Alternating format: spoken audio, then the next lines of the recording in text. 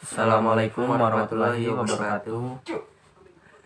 Kami akan mempresentasikan materi tentang sel volta dan sel elektrolisis. Pengertian sel volta dan sel elektrolisis. Galvani, perbedaan prinsip kerja persamaan reaksi kimia.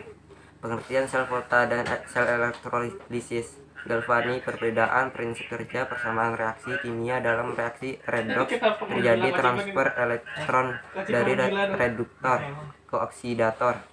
Pengetahuan adanya transfer elektron memberikan manfaat dalam upaya mengembangkan sumber energi listrik alternatif, sebab aliran listrik tiada lain adalah aliran elektron. Bidang ilmu yang mempelajari energi listrik dalam reaksi kimia disebut elektrokimia. Perangkat atau instrumen untuk membangun energi listrik dari reaksi kimia dinamakan sel elektrokimia. Tabel perbedaan sel volta dan sel elektrolisis. Nomor 1. Sel volta reaksi spontan, sedangkan sel elektrolisis reaksi tidak spontan. 2. Anoda kutub negatif, anoda kutub positif. 3. Katode adalah kutub positif, katode adalah kutub negatif. 4. Katode adalah kutub positif, katode adalah kutub negatif. 4. Energi kimia diubah menjadi energi listrik, energi listrik diubah menjadi energi kimia. Sel volta atau sel Galvani. Pada reaksi redoks terjadi transfer elektron yang menghasilkan energi listrik, seperti ditunjukkan pada gambar 1. Kurang jelas Cak ini. Enggak nampak. Oleh karena reaksi redoks dapat dipisahkan menjadi dua setengah reaksi, sel volta pun dapat dirancang menjadi dua tempat, yakni tempat untuk reaksi oksidasi dan tempat untuk reaksi reduksi. Kedua tempat tersebut dihubungkan melalui rangkaian luar, aliran muatan elektron, dan rangkaian dalam atau jembatan garam, aliran massa dari ion-ion. Percobaan atau praktikum kimia prinsip kerja sel volta. Tujuan untuk mengetahui potensial dan prinsip kerja sel volta. Dengan demikian, tanpa jembatan garam, reaksi berlangsung hanya sesaat, sebab kelebihan ion-ion hasil reaksi redoks tidak ada yang menetralkan dan akhirnya reaksi berhenti seketika. Dalam sel elektrokimia, tempat terjadinya reaksi oksidasi elektrode Zn dinamakan anode, sedangkan tempat terjadinya reaksi reduksi elektrode Cu dinamakan katode. Jembatan garam dapat dibuat dari pipa U yang berisi NaNO3 atau KNO3 berupa gel. B. Sumbu kompor yang dibasahi terus-menerus dengan larutan NaNO3 selama percobaan ditetesi NaNO3 secara kontinu.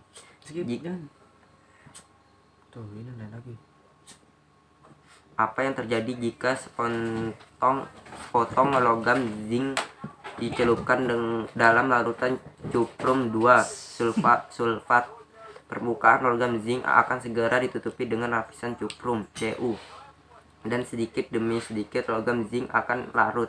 Pada kasus ini telah terjadi reaksi redoks, yaitu reaksi reduksi pada ion cuprum 2, dan reaksi oksidasi pada zinc. Reaksi tersebut dituliskan seperti oksidasi Zn dalam kurung S Zn 2 plus dalam kurung Aq plus 2E minus.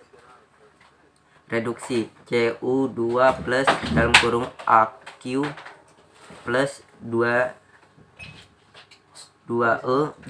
minus Cu dalam kurung S. Elektron berpindah dari Zn ke Cu2 plus. Ion-ion Cu menyelimuti logam Zn, menyerap elektron kemudian mengandam. Adapun atom Zn setelah melepas elektron larut berubah menjadi Zn2 plus. Pada reaksi ini tidak ditimbul arus listrik karena perpindahan elektron terjadi secara langsung, yaitu dari logam Zn ke logam Cu. Kedua logam di atas Zn dan Cu harus dipisahkan dengan jembatan garam untuk menghasilkan arus listrik. Rangkaian inilah yang dinamakan sel volta. Logam zinc dicelupkan dalam larutan yang mengandung ion Zn2+, yaitu larutan zinc sulfat dalam kurung ZnSO4, dan logam cuprum dicelupkan dalam larutan yang mengandung ion Cu2+, yaitu cuprum 2 sulfat. Masing-masing logam dihubungkan dengan voltmeter. Untuk menetralkan muatan pada larutan, maka dibuatlah tabung penghubung antara larutan. Tabung ini berisi larutan garam, misal NaCl atau KNO3. Dalam agar-agar tabung penghubung ini disebut jembatan garam. Bagaimana proses terjadi pada sel volta? Logam zinc yang dicelupkan dalam larutan zinc sulfat akan mengalami oksidasi dengan melepaskan 2 elektron membentuk ion Zn2+. Elektron yang dilepaskan mengalir melalui kawat penghantar menuju logam Cu dan ditangkap oleh ion Cu2+, sehingga ion Cu2+ mengalami reduksi membentuk Cu. Terjadinya aliran elektron dari logam Zn ke logam Cu ditunjukkan dengan penyimpangan jarum voltmeter. Larutan dalam jembatan garam berfungsi menetralkan kelebihan ion positif dalam kurung ion Zn2+. Dalam larutan ZnSO4 dengan menetralkan kelebihan ion negatif dalam kurung ion SO4 2- dalam larutan elektrode di mana reaksi oksidasi terjadi disebut anode. Adapun elektrode di mana reduksi terjadi disebut katode. Reaksi yang terjadi pada sel volta dapat dituliskan berikut. Anode Zn dalam kurung S, Zn2+ dalam kurung Aq plus 2E-, katode Cu dalam kurung Aq2+ dalam kurung tambah 2E-, Cu dalam kurung S. Reaksi sel Zn dalam kurung S tambah Cu2+ dalam kurung Aq, Zn2+ dalam kurung Aq tambah Cu dalam kurung S. Susunan sel volta dinyatakan dalam notasi singkat, yaitu disebut diagram sel. Diagram sel pada sel volta di atas dapat dituliskan seperti berikut: Zn garis Zn2 plus garis Cu2 plus garis Cu. Notasi tersebut menyatakan bahwa pada anode terjadi reaksi oksidasi 2 Zn menjadi Zn2+. Adapun di katode terjadi reaksi reduksi Cu2+ menjadi Cu. 2 garis sejajar 2 dalam kurung 2 menyatakan jembatan garam, dan garis tunggal sejajar dalam kurung 1 menyatakan batas antar fase. Oke. Materi sel elektrolisis. Pada sel volta yang baru kita pelajari, reaksi reduksi spontan menimbulkan arus listrik. Terjadinya arus listrik ini dapat diamati dari voltmeter. Tidak demikian halnya dengan sel elektrolisis. Reaksi redoks yang tidak spontan dapat berlangsung bila ke dalamnya dialiri listrik.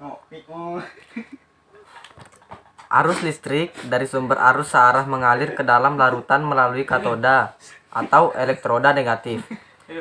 Pada katoda ini terjadi reaksi reduksi dari spesies tertentu yang ada dalam larutan. Spesies tertentu yang lain mengalami oksidasi di anoda atau elektroda positif. Oke.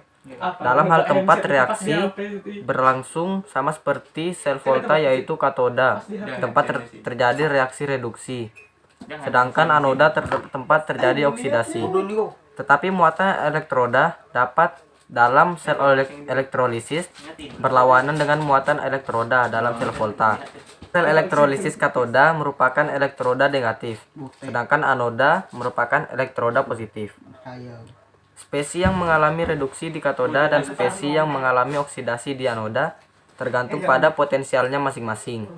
Spesies yang mengalami reduksi adalah yang mempunyai potensial elektroda lebih positif. Sedangkan spesies yang mengalami oksidasi adalah yang mempunyai potensial elektroda lebih negatif. Dengan demikian, tidak selalu kation yang mengalami reduksi dan tidak selalu anion yang mengalami oksidasi. Mungkin saja pelarutnya atau air yang mengalami reduksi dan atau oksidasi. Bila elektroda bukan elektroda inert atau sukar bereaksi, maka elektroda akan mengalami oksidasi. Untuk lebih jelasnya, perhatikan beberapa hal yang harus diperhatikan dalam menulis reaksi atau reaksi elektrolisis berikut. A. Reaksi pada anoda atau oksidasi. 1. Bila anoda terbuat dari PT, AU, atau C, maka anoda tidak ikut teroksidasi. Contohnya, ion OH- teroksidasi menjadi H2O dan gas O2. 4 OH- dalam kurung AQ 2H 2O plus O2 plus 4 amin.